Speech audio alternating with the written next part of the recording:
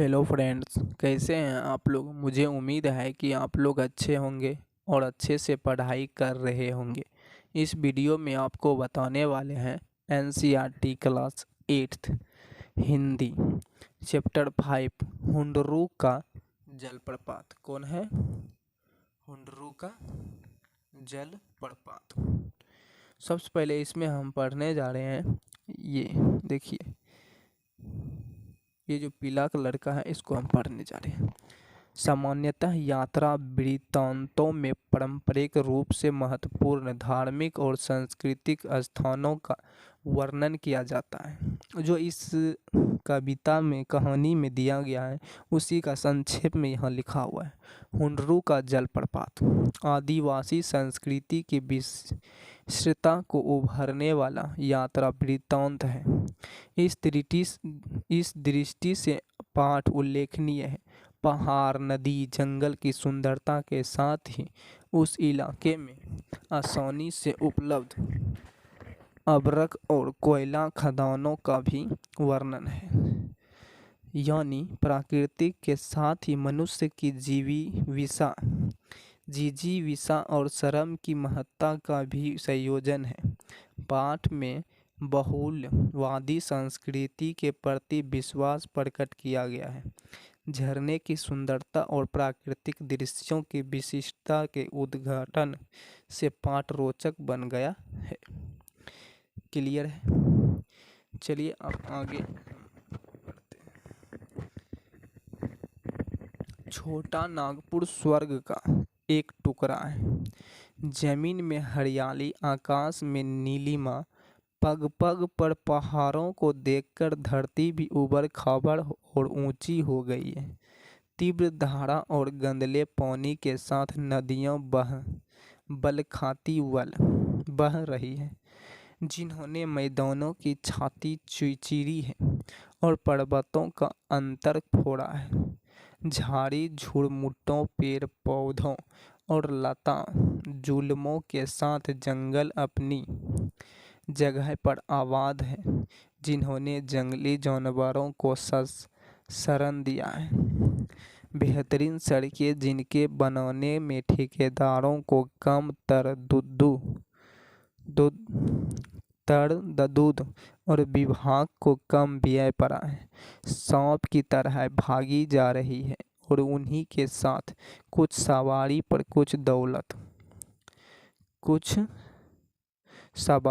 कुछ पैदल मुसाफिर भी द्रुत गति से चले जा रहे हैं। धरती पर आदिवासियों का नृत्य हो रहा है और आसमान में बादल आँख मिचोली खेल रहे हैं। जन जन के कंठ में से मदक गीतों की दृष्टि हो रही है, जिनसे पहाड़ और मैदान गूंज रहे हैं। जंगली जानवरों की आवाज़ के साथ जंगल का कोना कोना बोल रहा है। विचित्र विचित्र पक्षियों की चहकन से पेड़ों की शाखा शाखा गुलजार है। सुंदर जलवायु, मनहर वातावरण, हवा धीरे धीरे डोलती है तो अपने साथ फूलों की सुरभि बिखेरती चलती है। बादल धीरे धीरे बरसते हैं तो उनके स्वस्थ शरीर और सुंदर स्वास्थ्य का वरदान मिलता है। नदियाँ कल कल छल छल स्वर्ण में बहती है तो किनारे पर के रहने वाले को अमृत छाती जाती है। झरने सतत झरझर कर आँखों को तरी तथा नमी कल्पना को सुंदर खुराक, चित्र को स्वच्छता और पवित्रता प्रदान करते हैं। खानों में कोयला और अभ्रक, जंगल में तरह तरह की लकड़ी, फूनगियों पर नाचती तितलियां, फल भाड़ के झुके जा रहे पेड़, शोभा संपन्न आवरणीय घाटियां, सुषमा की दर्शनीय नदियां, हरितिमावले मनमोहक मैदान, मन पर जादू जैसा असर करने वाले पर्वत, मस्त निवासी, इन सब के साथ यह छोटा नागपुर है। एक और पृथ्वी अपने कोष को उगल रही है तो वह कोयला बनकर लोगों के घड़े में सोना ला रहा है। एक और पृथ्वी अपनी चमक चमक का प्रदर्शन कर रही है, तो वह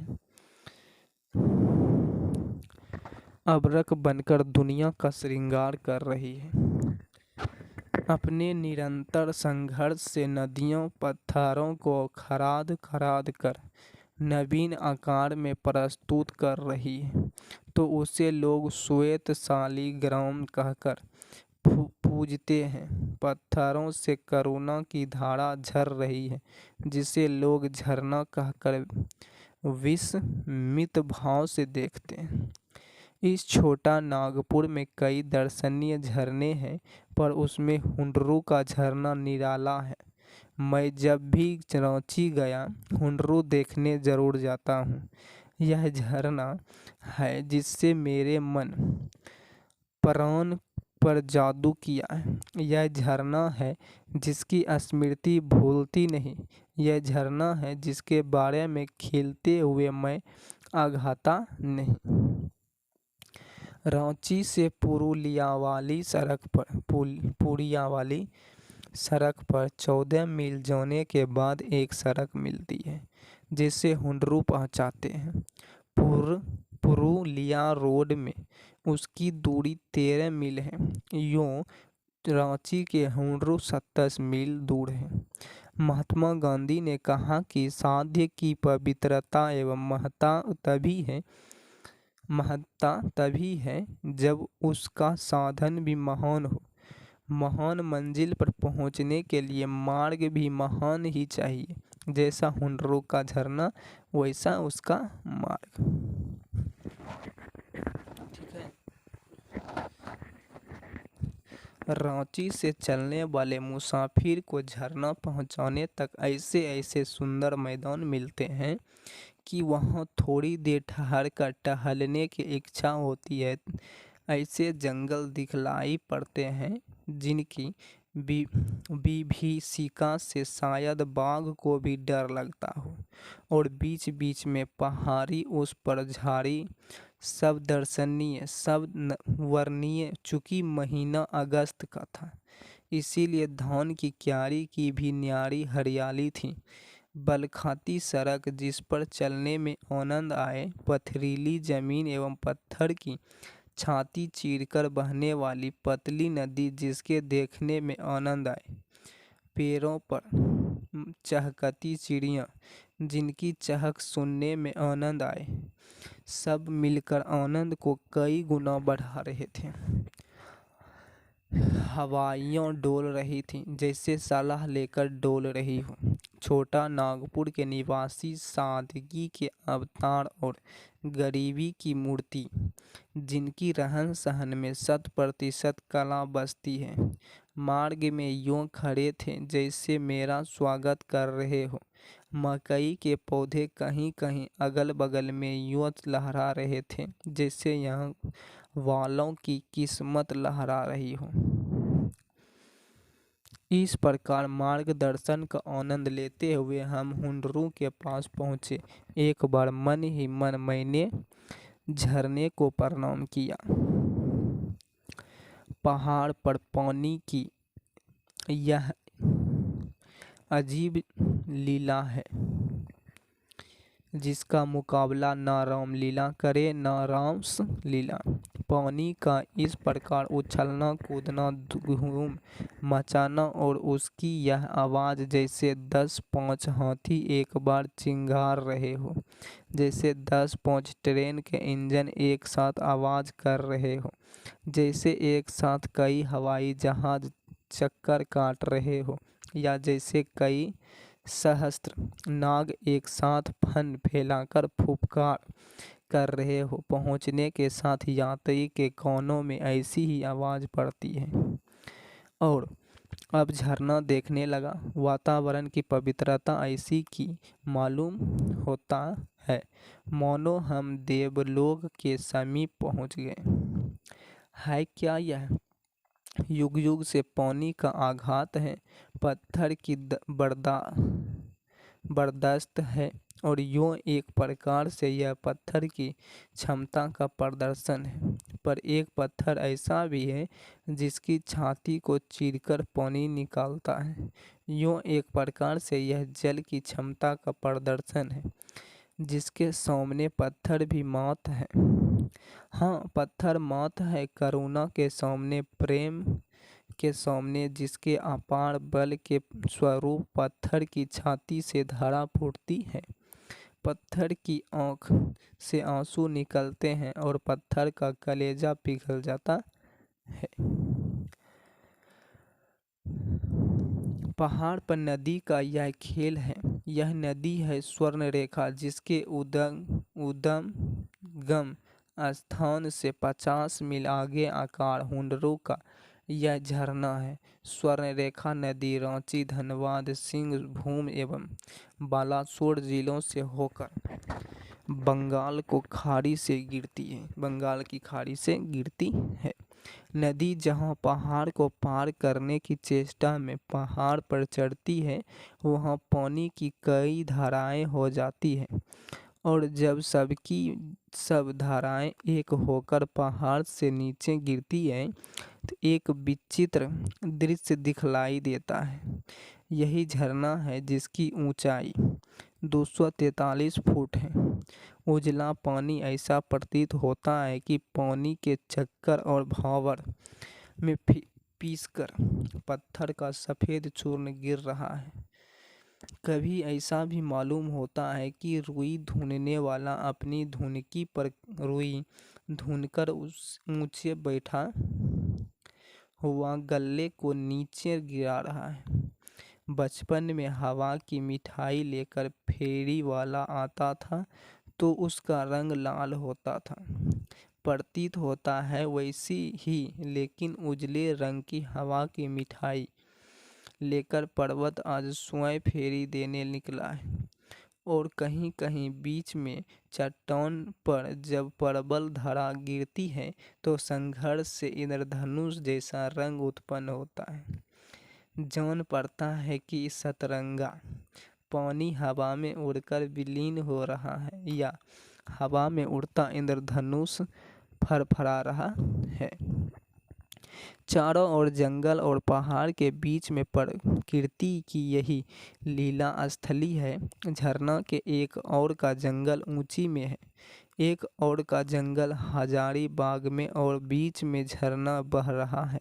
मानो उसका यह संदेश हो कि वह सबके लिए है, सबका कल्याण उसका उद्देश्य है। वह न रांची का है न हजारीबाग का, बल्कि सबका है। बड़े झरने की बगल में 1 इंच मोटी एक धारा ऊपर से नीचे धीरे धीरे पत्थरों पर से उतर रही है, जैसे महादेव जी पर कोई भक्त दूध चढ़ा रहा हो। नीचे जहाँ घनघोर धारा गिरती है वहाँ पानी करीब 20 फुट ऊपर उछलता है। लगता है पत्थर को चीरकर आने वाले पानी का स्वागत करने और उसको कंठहार पहनाने के लिए नीचे से पानी ऊपर दौड़ता है। मेरे मित्र कहते हैं कि शिवाजी की बारात शायद इस राह से गुजरी थी। उसका स्वागत करने को पर्वत ने इस गुलाब पास का प्रबंध किया था। वहीं गुलाब पास सशवत होकर अभी भी झर कर रहा है। स्वयं झरने से भी ज़्यादा खूबसूरत मालूम होता है। झरने के आगे की घाटी का दृश्य पहाड़ों के बीच एक पतली सी नदी बहती जाती है, जैसे थर्मामीटर में एक पतला प्यारा हो। आगे भी एक पहाड़ मालूम होता है। ज्ञात होता है पहाड़ नदी को ललकार रहा है कि यहाँ से तुम किसी प्रकार पार होकर मेरे आगे जा सको तो जानो। यहाँ पर नदी यूँ दिखाई देती है जैसे नदी के इर्द गिर्द पत्थरों का अंबार लगाकर उस पर झाड़ी उगाई गई थी हो। प्रकृति या परमात्मा ने अपने हाथ से यह सब किया होगा। अन्यथा मनुष्य जाति में इतनी सामर्थ्य कहाँ। सैकड़ों वर्षों में भी मानव के प्रयत्नों से शोभा के इस विशाल वैभव की दृष्टि कठिन है। पहाड़ के ऊपर से एक पतली सी पगडंडी नीचे गई है और उसके सहारे हम भी कई बार नीचे गए हैं। नीचे जाकर हम अनिमेष कुछ देर तक इस शोभा से अपनी आँखों की प्यास बुझाते रहे हैं। यह शोभा, यह छटा और यह दृश्य, यह इतना बड़ा प्रपात जहाँ 243 फुट से पानी नीचे गिरता है, बीच बीच में चट्टानों की वजह से हुंडरों की शोभा बिखर जाती है।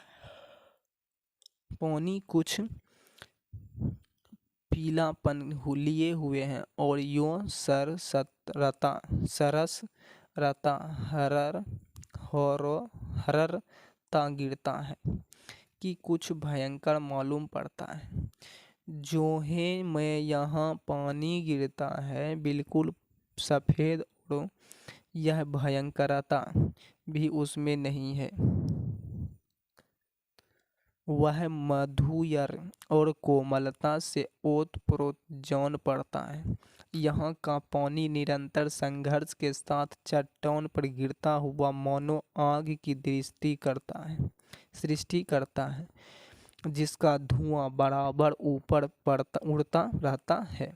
हुंडरू का पानी कहीं सांप की तरह चक्कर काटता है, कहीं हरी की तरह छलांग भरता है और कहीं बाघ की तरह गरजता हुआ नीचे गिरता है। सारा पानी एक जगह सिमटकर जहाँ नीचे गिरता है, उस जगह इसका रूप बहुत विशाल और भयंकर हो गया है।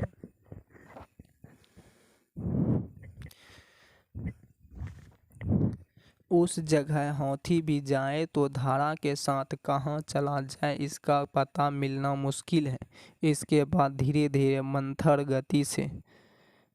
गति से इसका पानी नदी के रूप में, जिसको देखने के लिए दिन रात दर्शनार्थियों का तांता लगा रहता है।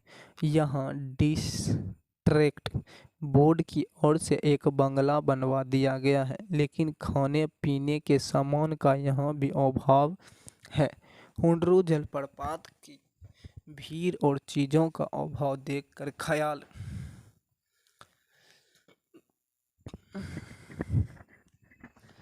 आया कि यहाँ के लोग सचमुच व्यावहारिक हैं। अगर किसी दूसरी जगह में ऐसा झरना होता तो वहाँ के लोग इसके पास दुकान वगैरह सजाकर अपने लिए आय और दूसरों के लिए सुविधा की व्यवस्था कर देते। धन्य हुंडरू, किस युग से, किस महाकवि की वाणी, किस संगीत की स्वर लहरी और किस प्रेमी की रुदन ध्वनि से पिघलकर यह पाषाण बह रहा है, यह कह सकना असंभव है। पत्थर का अंत स्थल जैसे पिघलकर बह रहा है, वैसे यदि मनुष्यों का अंतर द्रवित होकर बहने लगता तो संसार से कलह, कपट, स्वार्थ और छीना चपटी का अंत हो जाता। यहाँ दो तरह के पत्थर देखने में आए। एक वह पत्थर है जिसका अंतर फोड़कर विशाल झरना झर रहा है, और एक वह भी पत्थर है जिस पर न जाने किस युग में पानी की यह धारा गिर रही है, पर वह धारा भी विचलित नहीं होता, ज्यों का त्यों खड़ा रहता है, घिसता भी नहीं, धंसता भी नहीं, खिसकता भी नहीं। 243 फुट का यह प्रपात निराला है। सुंदरता यहाँ साकार हो गई है और वर्ण शक्ति को यहाँ और भावों की कमी हो गई है। विचित्र शोभा है जो कभी पुरानी नहीं पड़ती, और धन्य प्रपात है जो सदा सा एक सा बह रहा है। वो विरल है और विचल दोनों का यह उदाहरण है, एक बार में ही उपस्थित है। दानी दान करता है तो गुलाम गुमान करता है, पर युग युग से न जाने कितना यही पानी यह पहाड़ दान कर चुका, पर इसको कोई अभिमान नहीं है। फिर से लाइन को पढ़ते हैं। दानी दान करता है तो गुमान करता है, पर युग युग से न जाने कितना पानी यह पहाड़ दान कर चुका, पर इसको कोई अभिमान नहीं है। अंधे आवाज सुन ले तो परवाह का अंदाज लगा ले, और बहरे परवाह देख ले तो आवाज का अंदाज लगा ले। समुद्र गंभीरता से के लिए प्रसिद्ध है, तो यह हुंडरू अपनी चप लता के चलते मशहूर है। किंवदंती यह है कि इस हुंडरू से 7 मील पर कुछ लोगों ने एक प्रपात देखा है, जो इससे कई गुना बड़ा है, पर वहां जाने का रास्ता इतना बीहर, घंघोर और भयंकर है कि जंगल के उस भाग में पहुंच सकना दुश्वार है। अगर बात सही है तो जंगल विभाग को उसका ठीक पता लगाकर वहां तक मार्ग का निर्माण कर देना चाहिए, जिससे वह प्रपात भी जनता के सामने आ सके। जो भी हो, हुंडरू दर्शनीय है, इसकी याद भूलने की नहीं। कितने दिन गुजर गए, लेकिन पानी आंखों के सामने उसी प्रकार उछल कूद मचा रहा है। हुंडरू का जलप्रपात कहानी का लेखक कौन है? देखिए कौन है, यही है कामता प्रसाद सिंह काम। क्या है? हुंडरू जलप्रपात की कहानी का कविता कौन है? कामता प्रसाद सिंह काम। शब्दार्थ: नीलिमा नीलापन या श्यामलता, तरदुद्दु कठिनाई परेशानी, द्रुत गति तेज चलना, गुलजार फरफुल्लित खिला हुआ, बाग बगीचा बाग का बगीचा हो जाएगा, आवर्णीय जिसका वर्णन नहीं हो सके, दर्शनीय देखने लायक, विस्मित आश्चर्यचकित, साध्य लक्ष्य, विभीषिका संकट या त्रासदी भय, उद्गम स्थान वह स्थान जहाँ से नदियाँ निकलती है, मूल स्रोत उत्पत्ति, विलीन लुप्त हो जाना। प्रश्न उत्तर अगले क्लास में हम कर देंगे। आज की क्लास यहीं तक, फिर मिलते हैं अगले क्लास में। अगर आप लोग को हमारी वीडियो पसंद आए तो चैनल को सब्सक्राइब कर दें। धन्यवाद।